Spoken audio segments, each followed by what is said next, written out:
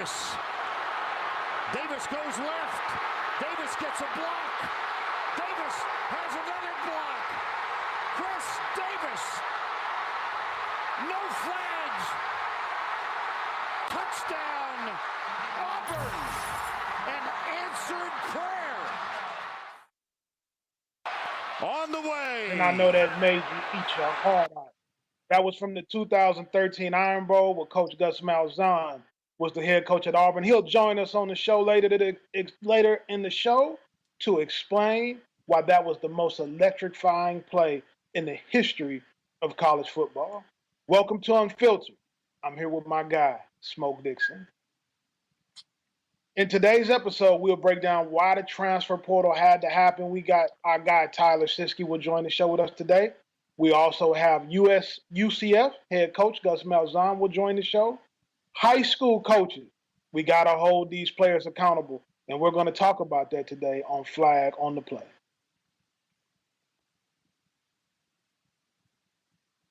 Call me the Smoke Dixon, I'm spitting facts. Now let's hit some heated topics, just in time for group chat.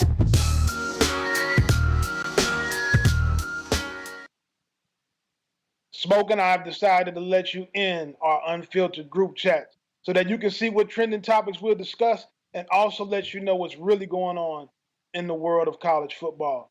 And the first topic that we'll get into.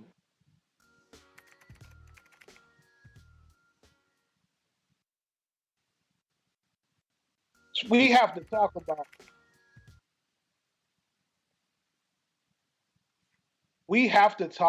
today why the transfer portal had to happen. Smoke, we're going to bring in our special guest today, Tyler Siskey. Tyler was a former wide receiver at Auburn University, a former recruiting personnel guy at both Ole Miss and the University of Alabama. Tyler, welcome to the show. How we doing, guys? Appreciate you having me.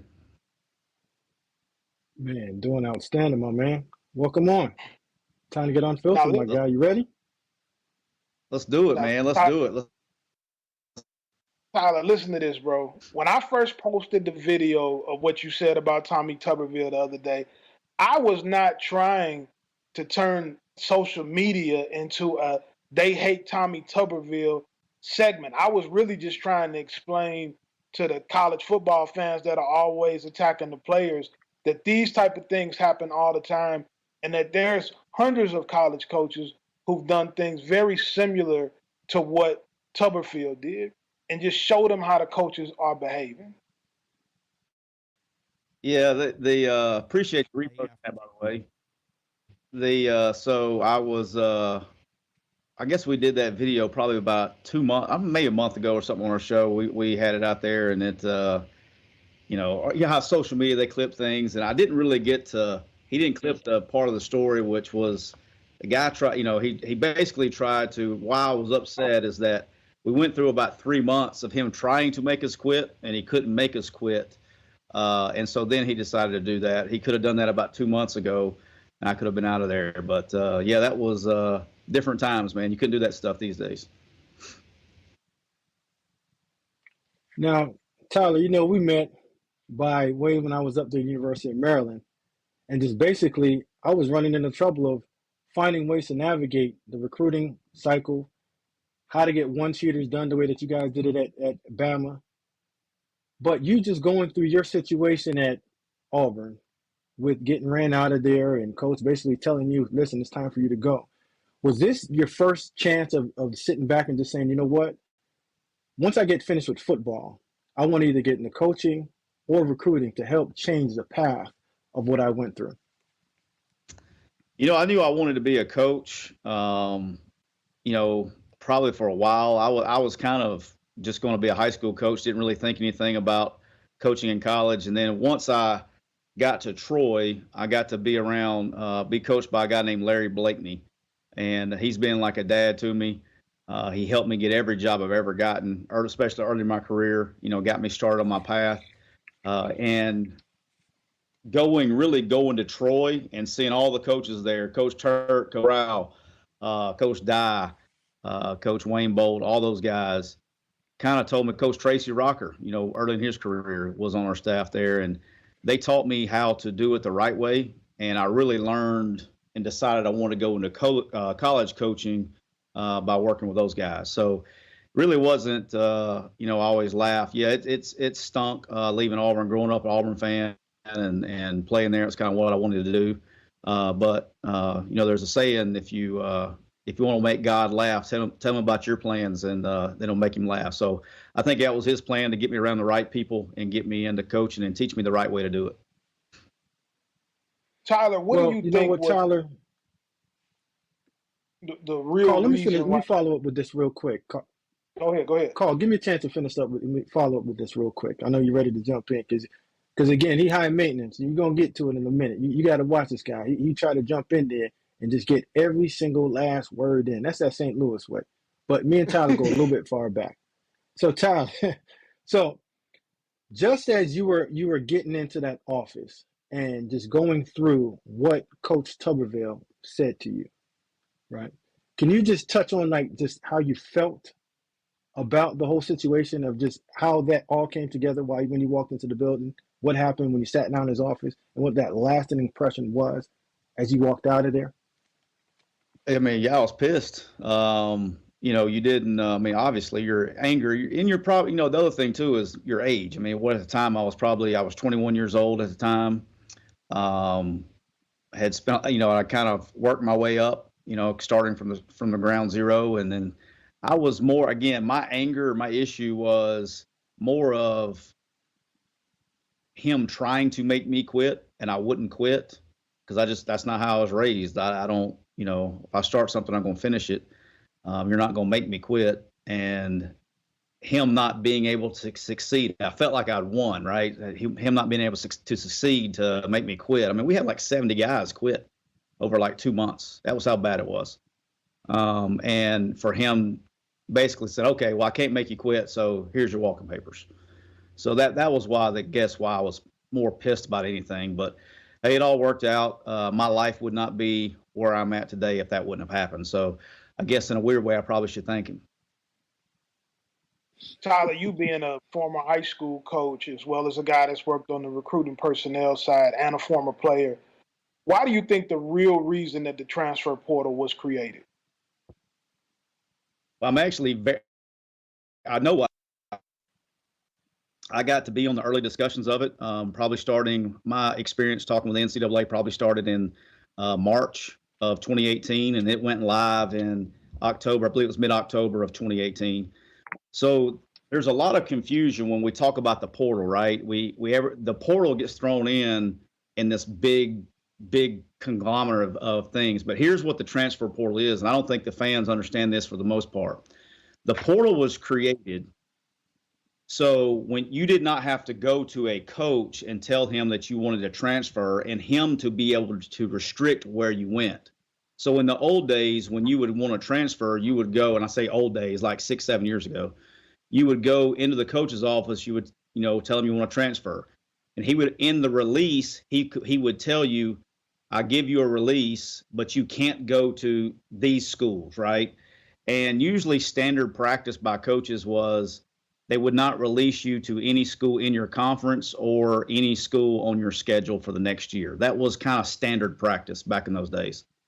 The portal was created to take that pressure off the kid and that restriction off the kid so he could go to compliance and basically get a blanket release where they could go to any school. That's why the portal was created. Now, all of the come up from the portal with immediate eligibility, which that's what I'm against. That is kind of what's created the mess we're in now. But that people call that the portal. That's not really the portal. Immediate eligibility is the problem. It's not the portal. So with understanding what the reason for the portal being created, and when it did get created, the proper way of conducting yourself within it, why do you believe that the portal system is now broken? Well, I think the number one reason that the portal system's broken is because of immediate eligibility. That's, to me, that's the biggest reason why it's broken. And again, nobody's saying that they can't transfer. Nobody's saying they can't go somewhere and go on scholarship. But once you've gone into a system where you have unlimited free agency, and Smoke, you've built 1,000 rosters in your life too. Once you go into a system of unlimited free agency, you've created a massive issue and a massive roster building problem in trying to keep kids. And the other thing that and nobody talks about, I know you guys will because y'all understand it and y'all care about the kids and y'all got both of y'all got in it for the right reasons. Unlike sometimes people think that coaches get into it for money and all that stuff. And trust me, if you start out in coaching, you're not getting in it because of the money, because very few of us are born on third base, right? These kids aren't graduating. Nobody wants to talk about that. Everybody wants to leave that out. You know, they talk about what's good and what's bad. These kids are not graduating. And, you know, the money's going to go away. You know, these kids, you know, that's great. I'm for NIL. I want to say that. I'm for kids making money. It's not about making money. It's about getting yourself set up for life. You know, life's a long time. And the one thing that everybody listening to this show has in common, including myself, the one thing that every human being has in common is one day, some sooner rather than later, but one day we're going to be told we can't play anymore. And there's a lot more life to live after that. And so you got to be prepared for life. And these kids aren't graduating. Tyler, you just touched on that academic component. People do gloss over that. What are some of the other problems that have been created in the game by the transfer portal? Ooh, there's a bunch. Again, it's really not I have no problem with the portal. Most of it is roster building and roster management. When it comes to trying to, you know, when you're trying to build a roster, you know, used to you would build a roster 5 years at a time. Well, that got sped up to about 3 years. And now we're down to, then it got down to a year. And now with immediate eligibility and now unlimited transfers, even with the inside the portal, you know, schools are building, and Smoke knows, he can tell you, schools are building rosters 6 months at a time now. And I always say this, and I have, every time I talk about this, there's going to be people that agree with me. It's a very hot topic, right? There's going to be people that agree with me, people that just despise what I say and go the other way. But I just always explain this, and if they can feel good about this, then we'll just agree to disagree. The National Football League is the greatest sports organization ever created. They make the most money, most viewership, most fan interest, whatever you want to call it. The greatest sports organization in the world. We all watch it. Imagine a world that the NFL has unlimited free agency with no salary cap. How would that look? Would you watch it? The answer is no. Like, what fan, seriously, in the world that we live in, Patrick Mahomes could have won the Super Bowl with the Chiefs. Jerry Jones said, hey, man, I know you got a 8-year contract with the Chiefs, but look, check this out. I want you to come down here. I want to win a Super Bowl. So he can go do OTAs with the Cowboys and realize, man, their receivers, CeeDee Lamb's the only thing we got here. We're not very good. Hey, check this. I'm bouncing. I'm going to go to the Dolphins. And he's going to go to the Dolphins. He's going to go down there, and he's going to, man, this system really doesn't fit me. I think I'm going to start the season with the Packers. Like, how much sense? Like, I don't understand how fans don't understand that that's a problem. But by the way, that is 100% exactly what we have in college football right now. Well, I can tell you exactly what would happen. It'd be total chaos, and jersey sales would go down, and nobody be participating in getting any replicas of old school jerseys. But with that said, you understand the portal all the way through, and you're probably one of the better guys to even lean on because you got in on it. But a young person getting into the portal right now, what advice would you share with them once they enter in the portal? And this is another frustrating part for me sometimes when, you know, we've taken a sport and sometimes we can't see the forest because the trees are in the way. So we're supposed to be, the NCAA is supposed to be all about the student athlete, right? We're supposed to be protecting the student athlete. We're supposed to be all for the student athlete. The best thing, the only advice I'll ever give a player about going into the portal, because there's going to be times when you need to leave or whatever, right? Never, ever, if any player listens, if you don't hear another word I say on this whole show, never go into the portal without having somewhere to go. Don't go in there hoping to get somewhere. Never go in the portal without having somewhere to go. Now, the problem with that is that's called tampering. And that's against the rules.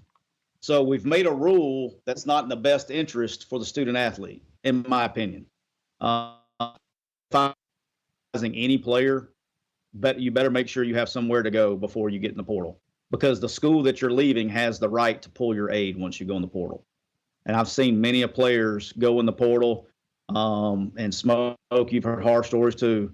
Many players go in the portal thinking they're going to get a better deal or whatever, and they don't. And they try to go back. Well, you have no more aid. And now you don't have a scholarship. Now you can't afford to go to college. That happens all the time too. You know, I've been a high coach, Tyler, as have you. One of the things that used to frustrate me the most is if a coach wasn't honest about what he was saying. Do you feel like college coaches owe more transparency in the recruiting process to the player, to the family, to the high school coach, to the people that are dealing with the kid? Yeah, so I learned, this is weird. You know, I think this is one of the key things. I don't think I ever changed from a recruiting standpoint as a player, as a coach. I mean, when I started recruiting, I think just recruit the people as I got older, the type of recruiting kind of changed. I was always dead honest, and I had a unique style when I would recruit a player. I was always dead, completely like brutally honest with the player. I never did the used car salesman approach. I never, you know, we talked football, but you know, we talked about life. You want to get to know them and you develop a relationship with them. And sometimes when you were really brutally honest with a prospect, especially early in the process, like really early in the process, it would turn a lot of kids off. But it never failed by the time, which was what counts, is when to sign the player. By the time signing day started coming around and you started getting closer to the time to put your name on a piece of paper, they would get tired of all the, you know, kissing her rear end and all that stuff. They get tired of it and they just want to go back to somebody that's being real, and that'll always come back. So the other thing and about being honest and as a coach is you if you're completely brutally honest with players, you don't really have to de-recruit them when they get there, because every coach is going to be hard on them and all that stuff when they get there. We call that the de-recruiting process, right? But if you're just real with them from the jump and they know what to expect, then it helps them once they get on campus to make that adjustment. Now, you just touched on signing day. Gold standard of Alabama when you was there was you guys just captured recruit after recruit, player after player. You and Ed Manowitz and Nick Saban and the whole crew over there.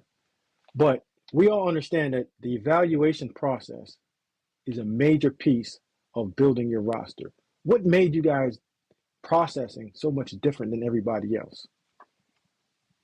Well, the first thing, you know, Alabama's different, right? And it's Alabama is still in the elite of the elite class when you're recruiting players, right? So you didn't have that many guys your pool was smaller, right? So you were able to spend more time and be more thorough on a smaller pool of players. And so the one thing when I went to Alabama that really I learned a ton from Kevin Steele, learned a ton from Joe Pendry. They spent a ton of time with me, but was the constant film evaluation of the player. It's something that we do in my business, but making evaluation tapes. You know, there's still a lot of schools out there that recruit off highlight tapes. I'm a big believer in the evaluation tape. You know, some people in the business call it the good, bad, and ugly. But the way I looked at it is I would watch a highlight tape on a player, and that would tell me his ceiling, right? And the evaluation tape will tell you a kid's floor.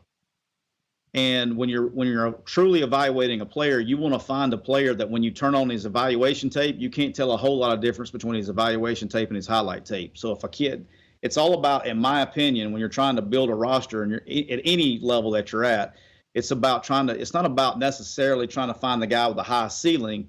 It's about trying to find the guy with the high floor, because you're going to miss less. You know, your misses come in when you get these guys, you evaluate these highlight guys that are just have these unbelievable highlights, but then you turn on their eval tape and there's a lot of, you know, there's maybe some stiffness and lateral change of direction, you know, maybe lacking balance and body control on some things or whatever it is. But if you can get their floor higher, you have less misses. That's one. And two is this, you know, and Alabama was sure this way. Alabama was not for everybody. And, you know, when I was there, it sure wasn't for everybody. And you have to make sure you're getting the right guy. So really digging into the character and their intangibles there and is really a big part of it. And I'll say this because I know you'll have a lot of high school prospects that are watching this. If I had advice on this, is if I would go, a great example, if I'm going to go sign a guy and I look and he's transferred 4 times in 4 years, and he's gone to a bunch of different schools in 4 years, why would he not just go, he's going to transfer on you the first time something changes he doesn't like? That's what that tells me. And so when I'm going and I see a guy that's transferred a bunch, I'm going to find out why, right? I'm not going to just blanket make a judgment. I'm going to dig into that. But more times than not, look at the guys that are jumping in the portal right now and jumping all over the place. Look what they did in high school. Most of them jumped around in high school too. So you got to make sure you're making the right decisions and getting the right kids. And when you're building a roster, you got to make sure that you're building a roster with the right guys to help yourself retain your roster. Now, you said your business. Can you touch on that real quick in terms of the good, bad, ugly tape and your business that you have in terms of setting up recruiting services for universities? Yeah, so I own a business called QuickU, and we have basically the easiest way to describe it is we have a privately owned recruiting department. So everybody that works for me, that worked for me at Alabama, worked for me at Ole Miss, we got some guys from Georgia. Dave Shoemate's with us. Dave ran recruiting at several different places, including Central Florida. I know you're having Gus on later, and UCF's a client, by the way. But basically what it is sitting in the chair and having to write the checks for all these services all over the years that you have to take as running recruiting. You have to take them and you have to bake a cake. You have to produce a product to be able to run your organization, right? So knowing that, I basically developed a software that I've taken everything that you need in a recruiting department and put it into one software where we're basically baking the cake for you. And so now you can go ahead and run and use it as a database, evaluation system. We have logistics, and obviously the cut-ups, the evaluation tapes and all the players along with the highlights. Pretty much everything involved in recruiting, we throw in there. And we got some fun new projects that we're working on right now that we're going to take this thing, to the next level here. I've been working on them here for about a month. I can't say anything because I've had to sign NDAs and all that good stuff. But we're working on some stuff that's going to take this thing into the next stratosphere here. That's big time right there, Tyler. And you touched in roster constructing on high school kids and kind of what you're looking for in high school kids. And we've touched a little bit on the transfer portal. One of the biggest things that Smoke and I get from high school kids is I'm slept on. It's unfair that the transfer portal is affecting high school recruits. If you were constructing a roster today, if you were running a team, would you lean more towards high school? Would you lean more towards transfer portal? What would be the foundation and how would you construct your roster? I think the way you construct a roster it really depends on what school you're at, right? I think every school is different. I think every school has their own kind of formula that you have to use. For example, if I'm coming in with a new coach, what's my pocketbook, right? So how much money can I spend in NIL? Because that's going to be a big difference. Am I coming in? Am I getting a GM job? If we got some GMs and recruiting guys coming, am I going to a job that the guy's on the hot seat? Because if the guy's on the hot seat, I'm going to be more intended to go get more portal guys because we got to win right now. But if it was up to me, and I was building a roster from scratch, and if I was at an Alabama again or a Georgia or somewhere like that, and I was able to start, day one with a new head coach, with the no 25, the initials rule that's been thrown out, I would prefer to build it through high school. I would sign. I don't know. I would probably sign 30 plus high school kids a year because you're going to lose guys to the portal anyway. And then I would use the portal to supplement, where I'm weak, maybe, age wise in a roster, trying to even out classes, or obviously where I'm weak production wise and experience wise. The other reason I would go high school one was because, look, high school kids, if you recruit them and get them there, if they leave you can kind of, what we talked about earlier, you can kind of look at their past and figure out, hey, is this guy a threat to leave right when he gets here? And you can kind of fill that out and you can get the right guys. Second thing, just being honest, is high school kids are cheaper. You know, you go get a portal guy that has any kind of experience at the Power 5 level, you're fisting to overpay for the guy. And that's just the facts. I mean, I don't know any way to say it. I mean, you go get a backup left, you can go get a backup left tackle for $250,000, and you can go buy a premier high school talent for that. And that's just how I would do it. I think the culture, you know, I want the guys to be able to tell everybody, this is how we do it here. The best teams I've ever been on have been self-policed and self-ran. And when you bring, and it is what it is, but when you bring a portal guy to your school, he's coming to his school. It's a selfish movement, right? And it is what it is. I'm not calling the player selfish, but he is making that move because he's internally motivated. He doesn't care about the team. It's what can be done for him. And so getting that player, it's a struggle to trying to find that portal player that can fit into your culture if you're a team guy. So you got to be real careful and study the culture of these portal guys, because it's not as simple as it's not a video game. You know, I think fans think this is a video game where you can just plug and play, and I turned my trades off on Madden and I can just start plugging and playing. It doesn't work like that. You actually have to have team chemistry, especially in leagues like the SEC, or really any league. But you look at the SEC, and I was kind of half joking, but the Sun Belt is kind of like the SEC of Group of Five, right?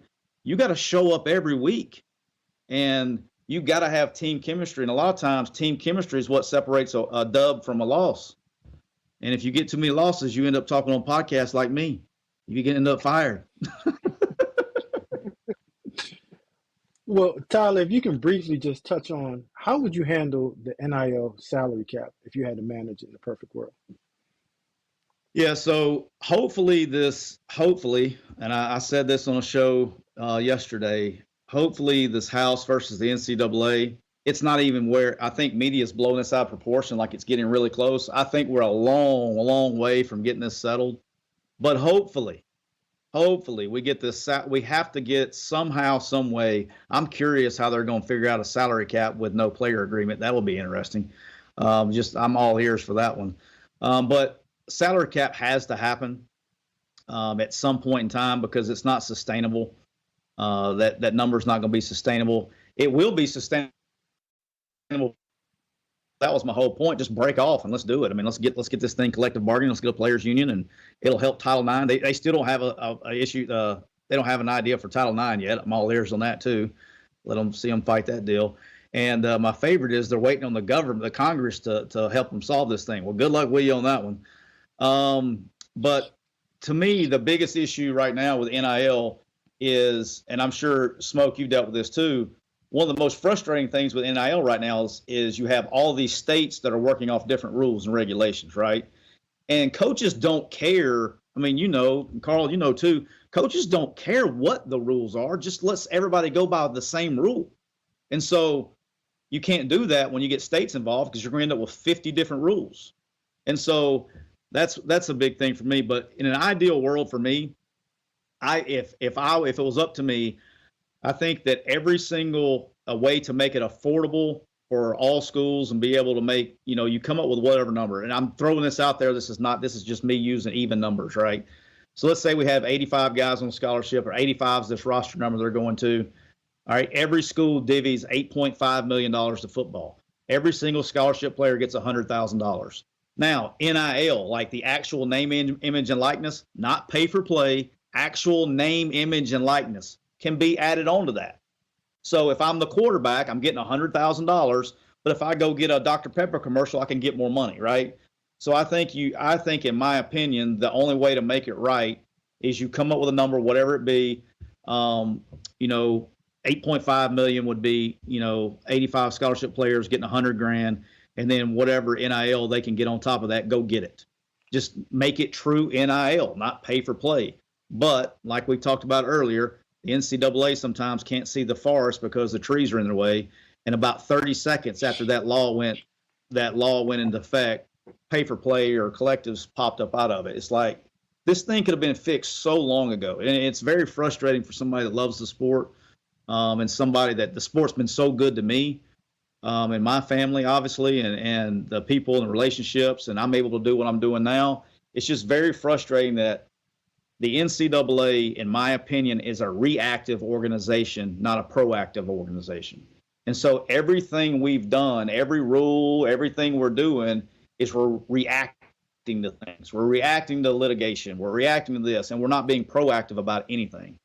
And so, I think it's somebody, and I feel bad for Charlie Baker. I really do. Charlie Baker just walked into a hornet's nest. I mean, he's over there trying to clean up stuff, and then everybody's blaming him. It's not his fault. He's trying to clean it up. So hopefully he can get it steered in the right direction. But that's kind of where I'm at with the NIL, and I'm for them getting paid. I want them to get paid. They deserve it. I'm for it. Now, with all that being said, this is a different show probably, but there's a reason they call it revenue sharing and not profit sharing. Just remember that one. Okay, because some of these people that want money are losing $9-10 million a year to the university. They're not creating profit. So if you want to run it like a business, you got to run it like a business. And the kids and the programs that are making profit should be getting money, in my opinion.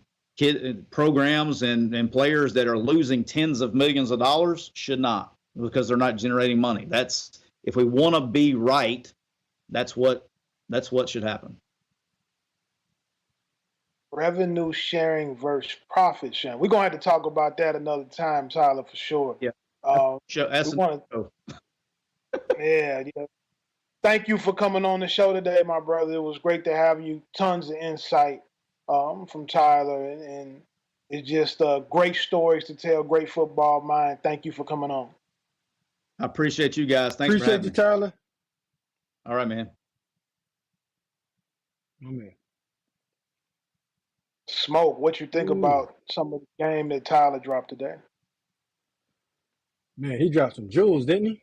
He went from being the man that was put out, understanding the purpose of once he got out, and what he didn't get into was letting everybody know that drink that he served to Tuberville later on in life, he was a head coach at a prominent school in Mobile, and some of those kids didn't go to Auburn. They ended up going to Bama and win a national championship. A.J. McCarron, Mark Barron, and those type names. But you just have a guy that just understands what all coaches are going through right now. The pressures of NIL, the pressures of a young man getting in the portal, not understanding how to get out of the portal. But I just thought that he went from A to Z and just covered it all. That was refreshing to hear from another point of view, and a non-biased point of view. No doubt about it. Hey, we got some heat coming up. We're about to play this video.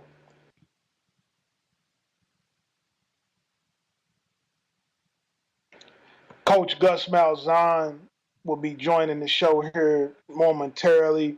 Arguably one of the greatest prep coaches of all time. Made the change and went to Auburn. Coach guys like Cam Newton, Nick Marshall. Has been a nightmare. One of the only guys that has been a nightmare for Nick Saban during his time as the head coach at Auburn. Gus Malzahn is an offensive mastermind, offensive genius, the best high school to college coach in the country. I want to welcome you to the show, Coach. Hey, thanks for having me, guys. Coach, coaches are always focused on today, the here and now. But I've read your book before. You started off as a defensive coordinator back at Hughes High School in Arkansas, and you had a long journey that led you to now being the head coach at Central Florida. Can you talk a little bit about your journey and kind of look back on the things you've done to end up where you are today? Yeah. Well, first of all, I'm a real blessed guy to be where I'm at today. It has been a journey. I guess it was 1991. I started out at Hughes High School, and I was a defensive coordinator. Didn't really have a clue, about football. I learned football through the first couple of years I was there. We were real blessed to have a really good team, really talented team in 1994, and was able to go to a state championship. And that really opened the door for the next step, going to Shiloh Christian, and started running a hurry-up, no-huddle, a 2-minute offense in 1996. That really changed the whole dynamic to my whole coaching career. Went to Springdale High School for 5 years. We had 5 top 100 players in the country. Was able to be one of the better teams in the country in 2005. Went into college in 2006 and got a chance to coach Darren McFadden, Felix Jones, and Peyton Hillis. And that was a lot of fun. Went to University of Tulsa for 2 years. And, we were one of the first teams. I know Rich Rodriguez at West Virginia was probably the first, but we were one of the first at Tulsa to run a 2-minute offense entire game. We're number 1 offense in the country 2 years in a row, and got a chance to go to Auburn, Cam Newton championship, all that. And then I started wanting to be a head coach, and I went to Arkansas State 2012, and then I ended up going 2013 back to Auburn. I was head coach there for 8 years. So you're looking at a guy that's just been blessed. Everywhere I've been, I've had really good players to coach. I've had really good coaches to help me along the way. And I'm living a dream, man. The Lord's been good to this guy, and now I'm at Central Florida, and it's an unbelievable situation, and the future is really bright right now. Well, Coach, speaking of first, you've done a lot of firsts and really good at it. Like, you're one of the first high school programs and high school coaches to get on national televised TV in terms of high school games. Now it's becoming a norm. What changes have you seen from then to now in terms of coverage on the national stage for high school? Yeah, you're exactly right. I was at Springdale. Our goal was to try to be a top 25 team. And so we looked at the top 10 teams around the country. We started making phone calls, and Jinx, Oklahoma was one, Evangel Christian was another. And we were fortunate enough to Northwest Arkansas to have some big time sponsors, and kind of fell into that too, and started playing high school football on, on national TV. And that really, opened the door. It's kind of neat to see how things are now. It just seems like every weekend, man, there's really national games all around, the country. And it's really neat to see, especially being a former high school coach. Coach, you mentioned it earlier. At Arkansas, you had Darren McFadden, Felix Jones, Peyton Hillis. Can you kind of take us through, from an offensive coordinator standpoint, your game planning and how you decided who was going to touch the ball and in which ways you were going to give them the ball? Well, I tell you, of course, they were unbelievable. All 3 of them were so talented. And, we were just trying to get our best players on the field. And, of course, that year we started the Wildcat. Darren McFadden made it famous. And that was a way to get all 3 of them on the field at the same time. And, that was a really a blessing for me to be able to coach guys like that, especially the first year I coached college. Coach, speaking of the Wildcat, you had probably the Wildcat guy back there in 2010 when you guys won the national championship. Speaking of Mr. Cam Newton. Now, we all go back to our first impression. What was your first initial impression of Cam, that first practice? Yeah, obviously, he's a very talented guy. He was very driven. That's really what stood out to me. He was really hungry. He was a blessing to coach. He allowed me to coach him hard. He really willed us to win. It was really a great experience for me to be able to coach a guy like him and watch what he did. I only had him for 11 months, but man, looking back, that was some of the best times really in my coaching career.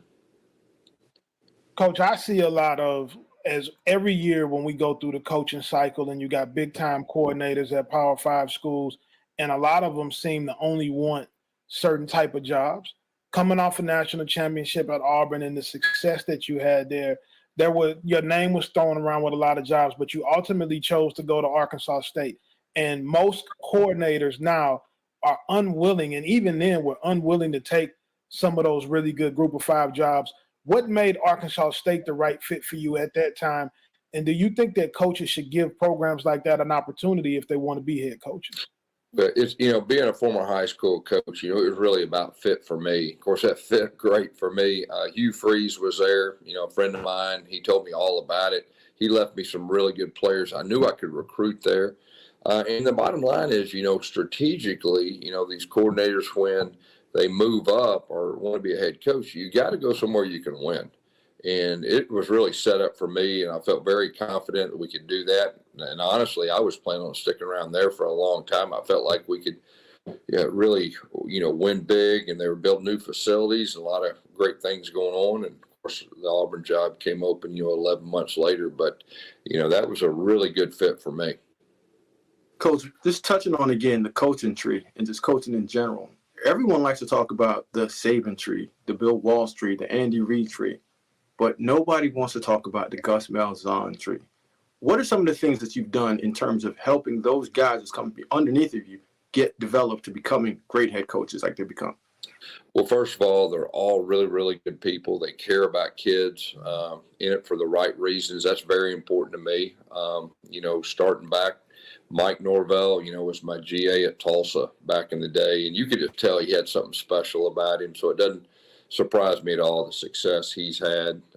Eli Drinkers was, a volunteer at Springdale High School. He was my GA when we had, Cam at Auburn doing a great job. We're at Lashley, another guy that's just doing a super job. And of course, we've got some other guys that have been with us, Dale McGee. I'm proud of Dale McGee. He was off the field analyst in 2013. Now he's at Georgia State. So, there's a lot of guys out there that have been with us that's making a great impact and on the game of football and their players. Coach, everybody loves offensive football. Everybody loves it. And you have been the leader of the hurry up, no huddle offense throughout your entire career. You had interest from other places. What has made the place for you? It goes back to fit. This is a young school. I'd always tell our staff when I was at Auburn, man, if the right guy ever got there, UCF, and would stay there and not just look at it stepping stone, but actually build it, could be the best job in college football. And now that I've been here for 3 years, I believe it more than ever. We're in the Big 12. This is an unbelievable place to recruit to. The best brands in the world are here in Orlando. There's no NFL team. Everything is set. So it's a real exciting time, and I really feel like we're on the verge of doing something very special here in Orlando.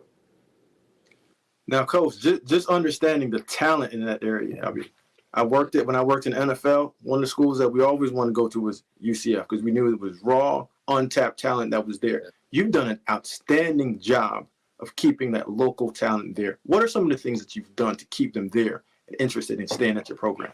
Yeah, at Auburn, of course, for 11 years, I recruited this area, recruited Florida, have the connections already. And I just said, man, when we get here, we got to keep our top talent here at home. And so our staff's done a really good job of recruiting the top guys. When we first got here, we weren't Power 5 conference. So, our philosophy was let's still go after the 4 and 5-star guys. And, they may end up going somewhere else, but let's have a great relationship with them where if it doesn't work out, we'll be waiting on them to come back home. And you're starting to see some of that right now. And then, of course, last year going to the Big 12, that's been a game changer for us. Now we can recruit, anyone in this state and at least have a chance. I mean, we're recruiting against Florida State, Miami, our collective. We're starting to be competitive in that area. And so, I think the sky's the limit right now. Now, Coach, you mentioned recruiting the 4 and 5-star guys still in the state of Florida. You've been a high school coach. We talked earlier about your time at Springdale. You had some of the top players in the nation. As a college head coach, how important are rankings to you, or are they important at all when you're recruiting guys?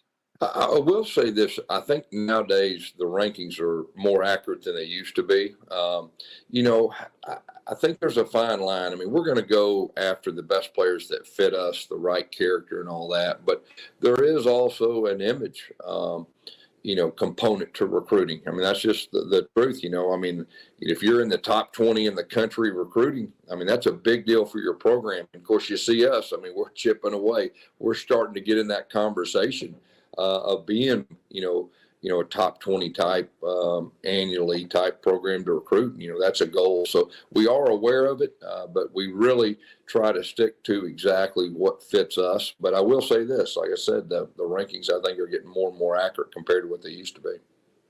Now, Coach, you touched on character, and I just want to understand some of the non-negotiable characteristics in terms of fit for your program. Yeah, when I say character, I mean, I'm looking for the right fit for us. I mean, that's real important to me. I mean, some of these coaches, they'll recruit anybody, take anybody they think they can help win. We're just the opposite of that. We had a 3-point GPA as a team in the fall and the spring. we're looking for young men that care about their future more than what they can do on the field. And so that's really important to us. And we feel like that'll give us an advantage, big picture wise. Coach, what's the next step to making UCF a national brand, like the other big three schools in the state of Florida? You're getting a Power Five conference now. What's the next step? Yeah, Carl, it's winning. I mean, everything's set. We need to win on the field. And, we have a real chance this year. I'm really excited about our roster. I think we got a very, very solid staff. We need to take the next step, win on the field on Saturdays. And if we do that, this thing's going to take off like a rocket ship. Coach, we want to head into the next portion of our interview, which is our true and false segment. We're going to ask you a few questions. You can answer true or false, and you can even expand a little bit on your commentary on why you made the decision you made. Okay, all right. Carl, I got to get the first one. Go ahead. You can take the first one. Coach, they've been ripping me up on the internet for weeks in terms of social media about this one subject. True or false? Is Cam Newton the greatest player in SEC history? Yeah, true with a capital T. Hey, you couldn't say it more simple than that. Hey, I think he's the best college player to ever play 1 year. And, I don't know how anybody can argue against it. I mean, look what he did. I mean, we didn't have a lot of NFL players, on our team, and especially the offense. And we won the national championship. He willed us to win. I'll say this. I've been coaching for 30-some years. He's the only player that you could feel fear in the defenses out there. And we played real defenses, some of the best in the country. You could feel they were scared of him. So that should tell it all. So Smoke comes to my house, Coach, and he says he's the best player in the SEC. You double down with Smoke and say the best ever that played 1 year. 100%. I'm gonna go with you guys on that. Second true or false question. The kick six was the most electrifying play in the history of college football. I think it's true. I mean, even if I wasn't a part of it, I would say true. I mean, that, not just the play, but the moment, how important that game was, and to win it that way, that was really something. Coach, a birdie tapped me on the shoulder. Coach Cheese, that was my DB coach. Also, Chris is our DB coach. And he said he tapped you on the shoulder and said, hey, listen, I think we should put Chris back there. True or false? Did Coach Cheese give you that memo before that kick six happened? That is true. Ooh, I got to call Coach Cheese and tell him that. You got to back Cheese up. I was waiting on the truth, Smoke. Hey, Cheese always kept it real. Yeah, we had our safety. We had our safety back. I was going to freeze the kicker anyway, okay? And, they had the backup kicker, and something was just kind of a little fishy anyway. And so we called timeout. We had a little chance. And I think Rhett Lashley also deserves some credit with that. I think he was, telling us the same thing. But, yeah, that is true. Now, Coach, this is something that's near and dear to my heart. I'm going to ask you this. True or false? The wing T is the greatest offense ever created. True. So, and here's the reason I say that, okay? So, I took a job at Hughes High School. I never got a chance to learn under anyone. I mean, I just went out there, I learned by mistakes. I kind of tried to pick and choose and different offenses and all that. And then I bought the Delaware Wing T book. I guess it was 1992. And I went, word by word. Well, I mean, and page by page, exactly. And then we ran some wing eye with it. And that's who I am as a coach. I mean, I'm a wing T coach background. And then when I went to Shiloh Christian, we kind of, we went to the shotgun, but we still had the wing T principles, as far as our run game and all that. And I carry it today. So, but yeah, I'm a big wing T guy. Coach, I'm never going to hear the last of that because I've been known to tell Carl a few times that we ran the Chuck Clausen wing T offense my first 3 years in high school. And my last year, I looked at the coach and coach, if we run another snap of me going east and west to go north, I'm not doing it anymore. So we kept some variations of it, but we kept it the same. Coach, we also know that you're a lover of Waffle House. Is Waffle House the best paid place to have breakfast? True or false? Oh, wow. First Watch, one of our biggest donors here, owns First Watch. So I've kind of transitioned, but I am a big Waffle House guy. Y'all know that. It started back in high school. So, me and Chrissy just got, every time we won a game, and we went to Waffle House. And so Chrissy always told me, hey, this college football is not going to change us. So we got in college, and every time after we won, we went to Waffle House, and I had the same order and all that. But, yeah, I'm a big Waffle House guy. Coach, what's your order when you step in there? Yeah, you do it word for word. Yeah, ham and cheese omelet, scattered, covered, chunk, diced. I get crispy bacon after a big win. I add a waffle to it, so I'm pretty consistent. Meal for a winner. Coach, true or false? There are coaches currently coaching in high school right now that have what it takes to coach at the major college level. True, 100% true. And that's a big deal, and not just for me, but the coaches in our tree. You look, we're always looking for high school guys to get the same opportunity that I had and give them a chance. Some of the best coaches I've ever coached against were high school coaches, and not just the relationship piece. I think that's really big for college football, to have that relationship with your players, on a personal level, and take the business side out, which college football is a big time business. We all know that, but the coaches that can do that, I think they have an advantage. And then also, I think you have your system. Okay. But if you're a high school coach, you have your system that you believe in, but you're going to have different kind of players each year, and building around their strengths. I know for me, that's been a big key advantage for me, that we love our system. But in high school, man, I had a different kind of quarterback just about every year, and used to, changing. A lot of college systems, man, they're set. And if they don't have the right type people to fit that system, it makes it tough. So the flexibility piece and the personal relationship are the two things I know it helped me being a former high school coach. Coach, true or false? High school recruiting is a true foundational piece of the successful program. True for me.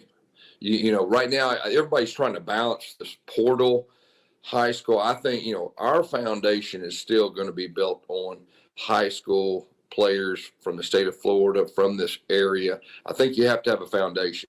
That's just me personally. I know there's different philosophies right now, and, to each his own with that, but I know that's important to me. And we're using the portal just for the needs. And, each year now you're learning, you got to re-recruit your own players. After that, season, you figure out, okay, what I have to have. And we'll go in the portal to get those immediate needs, but we're going to have our foundation built with high school players. Now, Coach, I'm gonna throw a wild question to you. All right. So you've had some really good guys work under you. I've been on social media, and I've been seeing a lot of high school coaches do the 225 bench press contest. It's become like this challenge on the internet. So if you had Eli Drinkwitz, Rhett Lashley, Kenny Dillingham, and Mike Norvell in the weight room, who puts out the most on the 225 bench press challenge? Wow. That's what is it, Rhett? God, they're all pretty young. Mike's getting a little older. Rhett probably, I would say, if you made me pick, but Dillingham's young, like really young and all that. Norvell's a great competitor. He's probably mad if he hears this, I pick somebody else. And Drink is like, he's kind of sneaky. Okay. He's kind of sneaky, but I will tell you this, it would be unbelievably competitive. I'd like to watch it. Coach, you gave the best answer to not answering the question. I just learned that. Man, that's a hard one. Like, that isn't an easy one. I was really thinking, I was really trying to give you the best answer. You talk about competitive. When I was a high school coach in St. Louis, Eli Drinkwitz had just got the job at the University of Missouri. He's straight on the road. He comes to see me at the high school the very first day he's out. And he says, don't let these thick glasses fool you. I'm all dog, Reed. I am a dog. Yeah, that sounds like him, and it really is. I got a chance to know Eli. I was a high school coach at Shiloh, and we had an all-star game, and I was the offensive coordinator, which was a huge deal for me at the time. Well, his head coach was a legend, and his head coach was the head coach of the All-Star game. The head coach got to bring the manager, and Eli was a sophomore manager. And so I got a chance to meet him, and he was my manager during the deal. And so he has something a little special to him. He has his own approach, and I'm proud of him. But, man, he's doing a great job right now. Coach, the last thing I'm going to ask you before we get out of here, there's a lot of high school coaches that watch our show and that want to make the transition to college football. What's the best advice you can give them to give themselves the best opportunity? Yeah, it's about relationships. I would find someone that, man, I would like to, far as philosophy wise and everything, and I would work camps. I would ask to, hey, can I talk ball? Can I bring my players to your camp and just develop that relationship, not just with the head coach, but the people in his circle?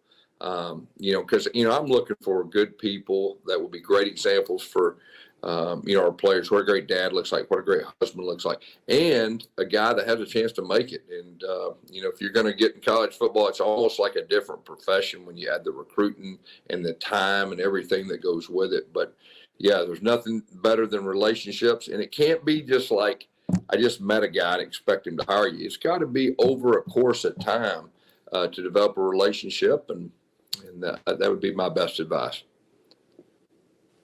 Well, Coach, thank you for coming on with us today. We really appreciate you joining the show, and we know you got to jump back into that hot Florida sun. Yeah. Hey, thanks for having me. I'm big fans of you guys. You guys are doing a great job.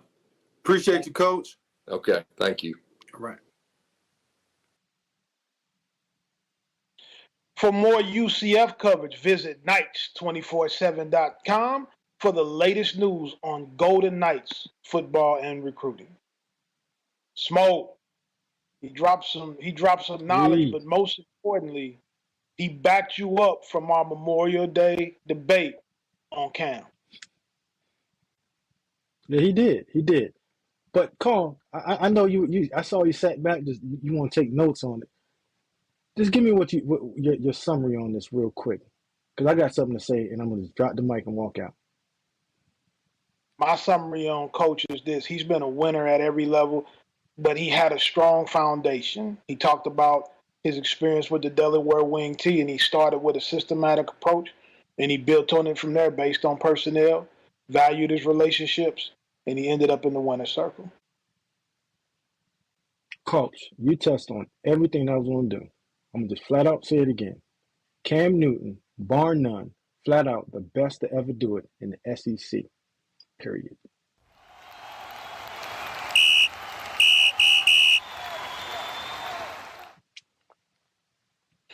Smoke, I know you got a flag to throw on somebody today. Talk to me. You daggone right, man. Listen, Coach, there's nothing that gets me more fired up than when we throw flags, right? This is my time to get it off my chest, and I'm going to get it off right now. What I'm getting off my chest is this summertime commitment from the handlers, parents, but most likely the prospects. A wise man always told me, afford who you can afford to be. What I mean by that is this.